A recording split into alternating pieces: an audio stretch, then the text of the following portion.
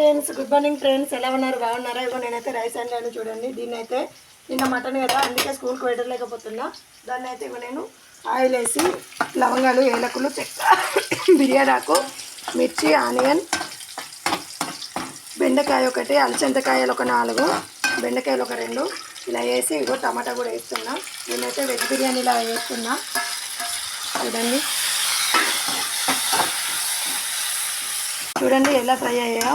ఇలా నా దగ్గర అయితే ఆలు లేదు, అందుకే నేను ఆలు వేయలే. ఆలు ఉంటే ఆలు వేసి పచ్చి బఠానీ వేస్తే ఇంకా టేస్టీగా ఉంటుంది. చూడండి ఇలా అయినాక నేను దీంట్లో సాల్ట్ కూడా వేసాను. ఇప్పుడైతే అంటి పెట్టుకున్న రైస్ని అయితే ఈ బిర్యానీలో వేస్తున్నాను. ఇప్పుడైతే నేను రైస్ వేస్తున్నా. ఇలా వేస్తే పిల్లలు కూడా ఇష్టంగా తింటారు. బిర్యానీ ఆకైతే కంపల్సరీ వేయాలి. రైస్ అయితే రెడీ అయింది. ఇదైతే వెజ్ బిర్యానీ టైప్లో వేసాను. మీకైతే చాలా బాగా నచ్చుతుంది. మా పిల్లలు అయితే ఆల్రెడీ టేస్ట్ చేశారు, చాలా బాగుందంట. ఓకేనా ఫ్రెండ్స్, మరి మీకు కనుక మా వెజ్ బిర్యానీ బాక్స్కి, స్కూల్ బాక్స్కి ఫ్రెండ్స్